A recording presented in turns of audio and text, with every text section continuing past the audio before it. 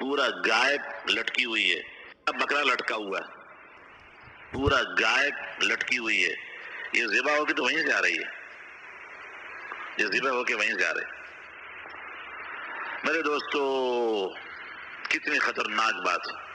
ہم جو پیسہ کما رہے ہیں دن بھر، اپنی محنت پسینے کا پیسہ، اور جا کر کے ہم گوشت خرید کے لا رہے ہیں قصائی کی دکان سے، ہمیں پتہ ہی نہیں کہ اس کا ذبیحہ کس نے کر رکھا، کس نے ذبح کیا۔ اب ایک اور بات بتاؤں جو میں نے اپنی آنکھوں سے دیکھی ہوگی، سن لیجیے غور سے۔ ہمارے یہاں سلسلہ یہ ہے کہ جو گوشت کل صبح بکنا ہے نا بازار میں، وہ آج 3-4 بجے سے بھینس کالونی سے سپلائی شروع ہو جاتا ہے گوشت۔ غروب سے پہلے آپ دیکھیں لانڈی کی طرف سے گاڑیاں آ رہی ہیں گوشت لے کر کے، پورے شہر کے اندر جو گوشت کی مارکیٹیں ہیں، ان مارکیٹوں میں لوگوں کے ٹھیے بنے ہوئے ہیں، اس پہ لوہے لگے ہوئے ہیں، یہ لوگ جا کر کے گوشت وہاں شام کو لٹکا کے چھٹی، خلاص چلے گئے۔ عشاء کے بعد جا کر کے میں نے اپنے ساتھیوں کے ساتھ دیکھا کہ گوشت لٹکے ہوئے ہیں، جو لوگ ذرا فکر مند ہیں وہ جا کر اپنے گوشت کی تھوڑا حفاظت کر لیں کہ کپڑا شپڑا پلاسٹک واسے چڑھا دیا، ورنہ ان لٹکے ہوئے گوشتوں پر بلیاں اور چوہے اپنی آنکھوں سے دیکھے گئے۔ پہلے بلی اور چوہے کھاتے ہیں، انسان بعد میں کھاتے ہیں اس گوشت۔ یہ کیا ہے میرے دوستو؟ ہم لوگ کھانے پینے کے پیچھے اتنے مدہوش ہو گئے، ہم نے فکر ہی چھوڑ دی۔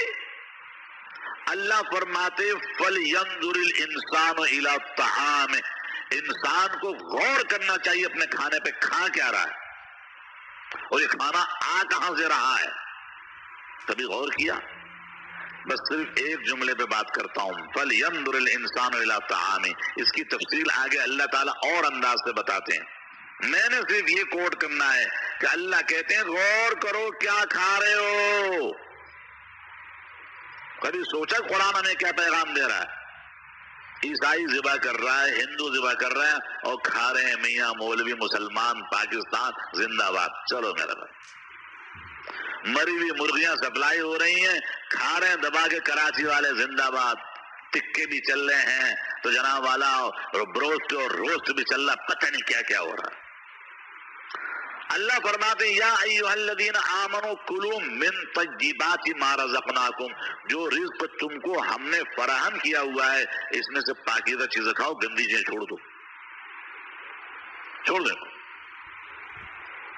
ہمارے اعمال کا حال دیکھ لو، آپ ہمارے اخلاق دیکھ لو، ہم گھر سے باہر نکلتے ہیں، روڈ پر ٹریفک پر چلنے والوں کے اخلاق آپ دیکھ لو، پتہ چل جائے گا کہ کیا صورتحال ہے۔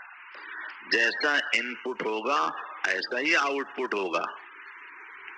ایسا نہیں ہو سکتا ایک آدمی آپ کو بدتمیز نظر آ رہا ہے تو اس کا مطلب یہ نہیں ہے کہ خامخواہ بدتمیز ہو گیا، بہت ساری بدتمیزی کی چیزیں پہلے اندر گئی ہیں تو باہر بدتمیزی نظر آ رہی ہے۔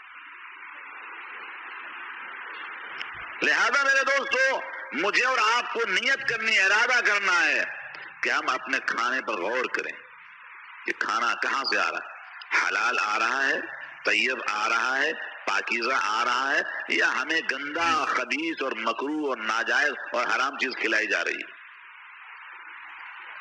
اللہ تعالی ہم سب لوگوں کو احتیاط کی توفیق عطا فرما۔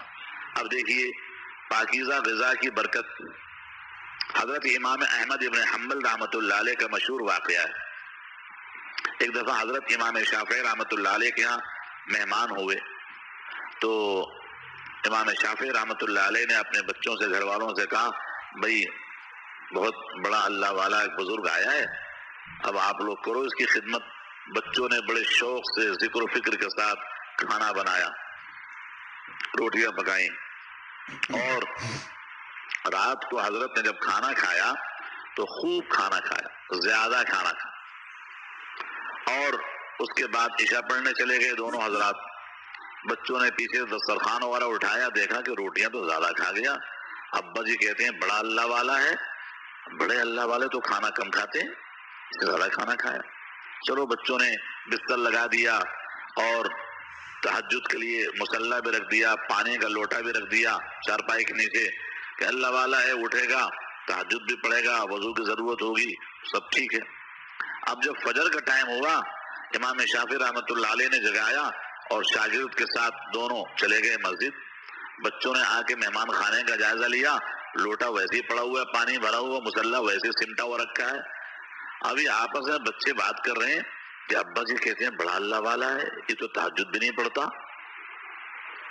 اور ابا کہہ رہے ہیں اللہ والا ہے، ہماری سمجھ میں نہیں بات آتی، کھانا بھی زیادہ کھاتا ہے، رات بھر پڑھ کے سویا رہا، یہ کیسا اللہ والا ہے؟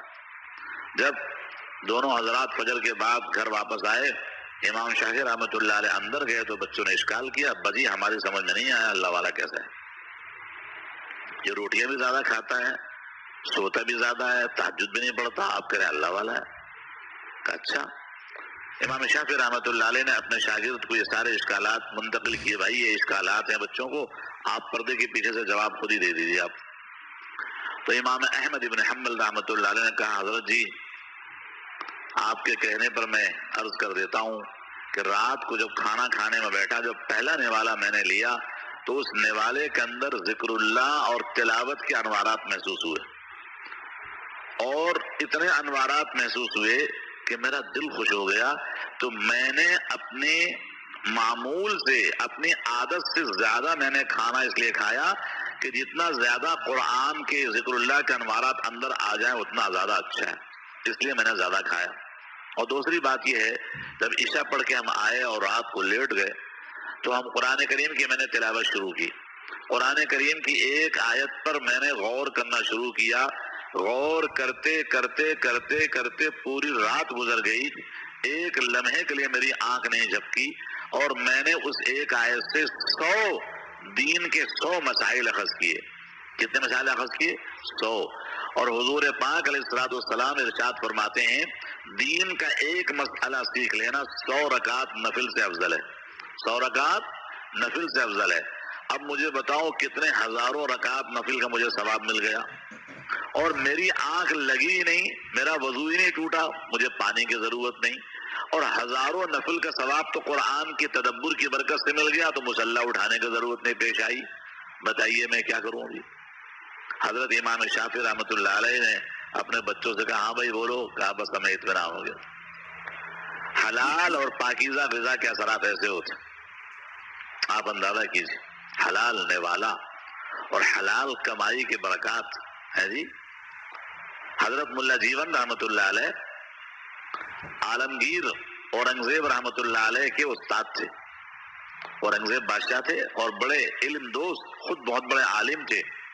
یہ جو فتاوی عالمگیری ہمارے یہاں مشہور ہے 20 جلدوں میں، یہ فتاوی عالمگیری خود بادشاہ عالمگیر رحمۃ اللہ علیہ نے اس کو مرتب کروایا ہے اور اپنے ساتھ علماء رکھے تھے، لیکن چونکہ بادشاہ کی خود اس میں دلچسپیاں شامل ہیں لہذا اس فتاوے کو بادشاہ کی طرف منسوخ کر دیا گیا اور کہہ دیا گیا فتاوی عالمگیری۔ بہت معتبر ترین کتاب ہے فقہ جو بادشاہ نے مرتب کروائی۔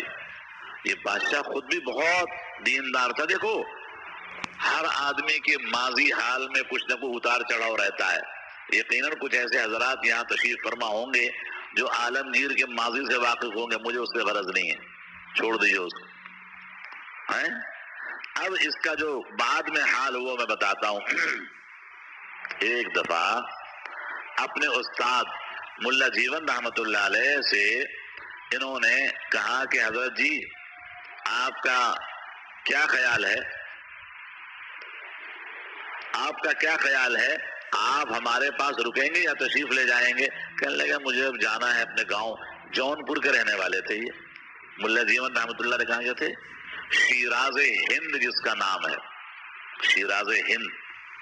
احمد شاہ ابدالی نے اس شہر کو بسایا تھا، ایسے ہی نا، احمد شاہ ابدالی نے اس شہر کو بسایا تھا اور بڑے خوبصورت ڈیزائن کے ساتھ، جیسے ایران کا شہر شیراز ہے اور جو بہت خوبصورت شہروں میں شمار ہوتا تھا اس زمانے میں، اس کی کاپی کر کے انہوں نے جونپور بسایا تھا، اس کو شیراز ہند کہا جا۔ وہاں رہتے تھے ملا جیون رحمۃ اللہ علیہ۔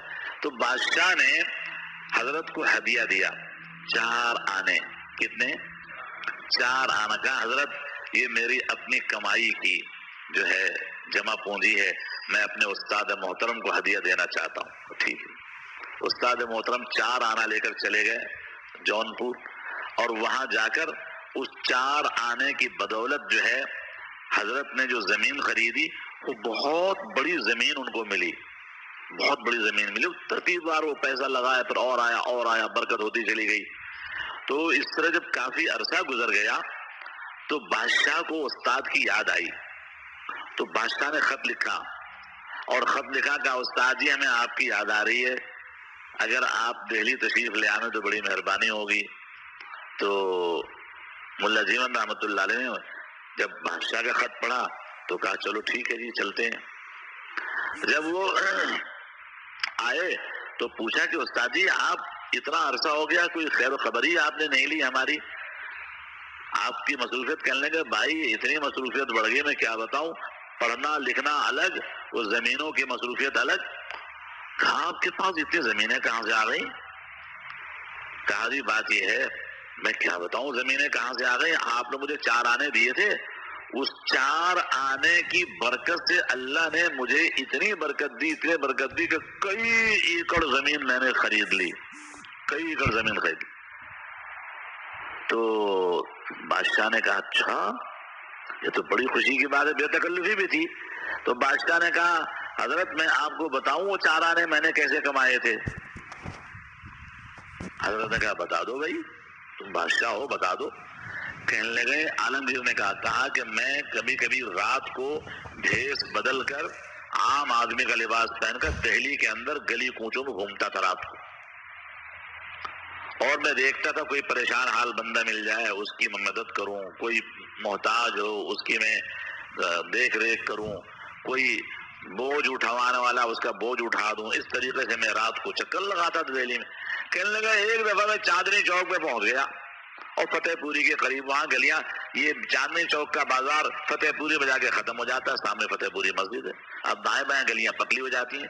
کہنے لگے رات کو میں چل رہا تھا تو بارش ہو رہی تھی، میں نے کہا بارش ہو رہی ہے کوئی نہ کوئی پریشان حال ہوگا، تو دیکھا ایک لالا جی بنیا جو ہے وہ بیچارہ بھاگا بھاگا پھر رہا ہے، مزدور ڈھونڈ رہا ہے۔ اس نے میرے کو آواز دیا او بھائی ادھر آ مزدوری کرے گا؟ میں نے کہا ہاں جی میں مزدوری کروں گا۔ بادشاہ خود کیا ہوا لالا جی کیا؟ ارے بھائی یہ بارش شروع ہو گئی، میری چھت ٹپک رہی ہے، میں پریشان ہوں، بچے پریشان ہیں، سامان بھیگ رہا ہے، یار جلدی سے تو کام کر، اور یہ جو ہے نا جلدی سے لالا کے یہ کام کر دے، میرا چھت جو صحیح کر دے، چھت جو ہے میری جو خراب ہو گئی ہے، اور مزدوری بتا مزدوری کتنا لے؟ اب اس مزدور نے جو مزدور بن کر کے کام کر رہا ہے اس نے کہا لالا جی ایک شرط پہ میں کام کروں گا، ہماری جو فجر کی اذانیں شروع ہوتی ہے نا وہاں تک کام کروں گا، اذانیں شروع ہوگی میں کام چھوڑ دوں گا۔ ایک تو بات یہ ہو گئی، دوسرے میں آپ سے لوں گا 4 آنا۔ لالا جی نے کہا کوئی بات نہیں تم کام کرو۔ کہتے ہیں حضرت جی میں نے سر پہ مٹی اٹھا کر بوریاں بھر بھر کے لا کے اس لالا جی کی چھت میں نے برابر کری، اور جیسے اذان کا قریب ٹائم ہوا وہ کام میں نے مکمل کر دی، اس کی چھت وت برابر کر دی، اور لالا جی خوش، اس نے نکال کر چونی مجھے دی، وہ چونی لے کر کے میں جلدی سے بھاگ آیا اور محل میں آ گیا۔ عام مزدور بن کر کے میں نے یہ 4 آنے کمائے تھے، تو میں نے سوچا تھا اپنے استاد جی کو یہ ہدیہ دوں گا۔ میرے دوستو سوچو تو صحیح، حلال کا کمایا ہوا 4 آنا کتنا زیادہ بابرکت کہ ملا جیون رحمت اللہ علیہ ایکڑوں زمین کا مالک بن گئے اس چونے کی برکت سے۔ اس لیے تو حلال کمائی کی برکت اپنی جگہ، اور پاکیزہ غذا کی جگہ، پاکیزہ غذا کی جو برکت وہ اپنی جگہ۔ حضرت والا سے ہم نے بار بار سنا، بڑے حضرت والا رحمت اللہ علیہ سے بھی سنا کہ ایک گھاس والے بزرگ تھے دیوبند میں، گھاس والے بزرگ، وہ گھاس بیچتے تھے، اور گھاس بیچ کر کے جناب عالی کیا ہے پیسہ جمع کرتے تھے، اور سال میں ایک بار دارالعلوم کے اساتذہ کی دعوت کرتے تھے، اور دارالعلوم کے اساتذہ ان کی سالانہ دعوت کا انتظار کرتے رہتے تھے، اس میں اتنی نورانیت محسوس ہوتی تھی۔ اب یہ بڑے میاں کیا حال ہوا، ایک دفعہ گھاس بیچ رہے تھے، لوگ جو ہے کھڑے وہ گھاس خرید رہے تھے، ایک پولیس والا وہاں سے گزرا، جیسے پولیس والوں کی عادت ہوتی ہے، ہاں کیا ہو رہا ہے، ہٹو یہاں سے، وہ سارا گھاس اٹھایا پولیس والے نے، آج یہ گھاس ہمارے کوتوال صاحب کا گھوڑا کھائے گا۔ اب وہ سارے گھاس کو اٹھایا پولیس والا، وہ چلا گیا، لوگ بڑے میاں کا منہ دیکھ رہے ہیں، بڑے میاں لوگوں کا منہ دیکھ رہے ہیں، یار یہ کیا ہو گیا، کوئی بات نہیں۔ کچھ دیر کے بعد بڑے میاں تیار ہوئے، اپنے کپڑے شپڑے جھاڑے اور آہستہ آہستہ کوتوال صاحب کے آفس میں کوتوالی میں پہنچ گئے۔ جب کوتوالی میں پہنچے تو وہاں تھانے دار موجود تھا، اس کو جا کے ملاقات کی تو کہا بڑے میاں کیسے آنا ہوا؟ کہا صاحب جی بات یہ ہے، ایک بات میں آپ سے کہوں، میں اس لیے آیا کہ میں تو گھاس بیچ رہا تھا، تمہارا ایک پولیس والا آیا، اس نے ہڑا ہڑی مچائی اور میرا سارا گھاس اٹھا کے لے آیا، کہتا آج گھاس ہمارے کوتوال صاحب کا گھوڑا کھائے گا۔ تو کہا اچھا یہ بات ہے، پیسے؟ کہا کچھ بھی نہیں دیے۔ تو اس نے کہا کہ پیسے اس کے بتا دو۔ تو ان بزرگوں نے بتایا وہ جو بھی اس زمانے میں ایک آنا یا دو آنے کی وہ گھاس ہوا کرتی تھی۔ تو کہا بھائی میرے تو اتنے پیسے کا۔ تو کوتوال صاحب نے جیب سے پیسے نکال کے ڈبل دیے، ڈبل، کہ آپ ڈبل پیسے لے لو۔ تو بزرگوں نے اپنے حق والے پیسے لیے، رکھ لیے، اور جو اضافی پیسے تھے کوتوال صاحب کو واپس دیے۔ کہا صاحب یہ اضافی پیسے میں نے لوں گا، میری تو جو ہے روزانہ کی دہاڑی اتنی ہے، اتنے کی گھاس ہوتی ہے، میں نے لے لیا اپنا۔ وہ گھاس گھوڑے کے سامنے رکھی ہوئی گھاس، اور گھوڑا ایسے ہی کھڑا ہوا کھا نہیں رہا گھاس۔ یہ بڑے میاں گئے اس گھوڑے کے پاس، اس کی پشت پہ ہاتھ مارا، کہا بیٹے اب گھاس کھا لے، میرا پیسہ مجھے مل گیا۔ وہ گھوڑے نے فوراً گھاس کھانا شروع کر دی۔ وہ جانور بھی اس بات کو سمجھتا ہے کہ حرام مال مجھے کھلایا جا رہا ہے، میں کیوں کھاؤں حرام مال؟ حرام مال نہیں کھاؤں گا۔ میرے بھائیو بزرگو دوستو، حلال کمائی کے اندر اللہ تعالیٰ کیسے دیکھیے برکات دکھاتے۔ اور دارالعلوم کے اساتذہ ان بزرگوں کی دعوت کا سال بھر انتظار کرتے تھے کہ اس کی دعوت کھا کے ہمیں انوارات بڑے محسوس ہوتے۔ حجاج ابن یوسف کو کسی نے ایک دفعہ کہا کہ تم ڈرو تمہاری حکومت کا بیڑا غرق ہو جائے گا، تم بہت ظلم کرتے ہو، بہت سارے لوگوں کو تم نے قتل کروا دیا، اور یہاں اللہ والے ہیں، تمہارے لیے اگر بد دعا کر دیں گے تمہارا کھانا خراب ہو جائے گا۔ حجاج ابن یوسف نے کہا اچھا۔ بڑا ذہین آدمی تھا، وہ تھا بادشاہ، بڑا ظالم اور بڑا ذہین صاحب علم آدمی تھا۔ اس نے جناب عالی لوگوں سے کہا جتنے بھی بزرگ ہمارے گرد پیش شہر میں رہتے ہیں سب کا نام لکھو، سب کی لسٹ تیار کرو، اور سب کی دعوت کری، اور سب کو دعوت دی، اور سب کو حرام چیز کھلا دی۔ دسترخوان پہ کیا ہے؟ جو بھی ایسی چیز کھلا دی جو ان کے تقوی کے خلاف ہو۔ اور اس کے بعد اپنے ساتھیوں سے کہتا ہے اب میں بے فکر ہوں، یہ سارے بد دعا کرتے رہے، میرا کچھ نہیں بگڑتا، اب یہ بد دعا کرتے رہیں گے میرا کچھ بھی نہیں بگڑتا۔ تو میرے دوستو یہ صورتحال ہے، اللہ سے دعا کریں کہ اللہ تعالیٰ ہم لوگوں کو حلال کمانے کی بھی توفیق عطا فرمائے، اور حلال اور پاکیزہ کھانے کی توفیق عطا فرمائے، اور اس کی برکتیں ہم سب کو عطا فرمائے۔ میرے دوستو یہ باتیں میرے لیے، میرے کندھوں پہ امانت ہیں، سامعین و سامعات اور حاضرین و حاضرات کے لیے ان کے کندھوں پہ امانت ہے، اپنی جان کے لیے بھی، اپنی اولاد کے لیے بھی۔ تو سب انشاءاللہ عمل کریں گے بھائی، اللہ تعالی ہم سب کو اپنی رضا عطا فرمائے، اپنے حبیب صلی اللہ علیہ وسلم کی اتباع نصیب فرمائے۔ اللہم صلی علی سیدنا محمد وعلی آل سیدنا محمد وبارک وسلم وصلی علیہ۔ ربنا آتنا فی الدنیا حسنہ وفی الآخرۃ حسنۃ وقنا عذاب النار۔ ربنا لا تزغ قلوبنا بعد إذ هديتنا وهب لنا من لدنك رحمة إنك أنت الوهاب۔ یا اللہ ہم سب کو حاضرین و حاضرات میں سے کسی کو بھی یا اللہ مایوس و محروم نہ فرما، ہاں سامعین و سامعات میں سے، غائبین و غائبات میں سے بھی کسی کو محروم اور مایوس نہ فرما۔ ہم سب کو اپنی محبت، اپنی رضا عطا فرما۔ یا اللہ ہم سب کو اپنے پیارے حبیب صلی اللہ علیہ وسلم کی محبت اور ان کی اتباع نصیب فرما۔ ہم سب کو تقوی والی حیات نصیب فرما۔ ہم سب کو اولیاء متقین، اولیاء محبوبین، اولیاء مقبولین، اولیاء مقربین میں شامل فرما۔ ہم سب کو اولیاء صدیقین میں شامل فرما۔ یا اللہ اس خانقاہ کے فیض کو قیامت تک کے لیے جاری و ساری فرما۔ حضرت والا کو کامل صحت و تندرستی کے ساتھ اچھی عمر عزیز و طویل عطا فرما۔ یا اللہ حاضرین و حاضرات میں جو بھی بیمار ہیں یا اللہ سب کو شفا عطا فرما۔ ہمارے متعلقین میں اعزاء اقربا میں جو بیمار ہیں سب کو شفا عطا فرما۔ ہمارے مرحومین کی مغفرت فرما، پریشان حالوں کی پریشانیاں دور فرما۔ یا اللہ ہمارے شہر کو، ہمارے ملک کو مستحکم امن و امان عطا فرما۔ ہمارے ملک کو اندرونی اور بیرونی خدشات و خطرات سے کامل مأمور و محفوظ فرما۔ اس مملکت خداداد کو اے رب کریم بقا و دوام و استحکام عطا فرما۔ پوری دنیا کے مسلمانوں کو امن و امان عطا فرما. یا اللہ ساری دنیا کے انسان محتاج ہیں، سب کو امن و عافیت نصیب فرما. یا اللہ تیرے حبیب صلی اللہ علیہ وسلم نے جو خیریں مانگی ہیں وہ ساری خیریں ہم سب کو عطا فرما، اور جتنے شرور سے پناہ مانگی ان سے ہم سب کی حفاظت فرما. ہماری دعائیں تیرے رحمت سے قبول فرما. وصلی اللہ تعالی علی خیر خلق محمد وعلی آلہ واصحابہ اجمعین آمین برحمتک یا ارحم الراحمین.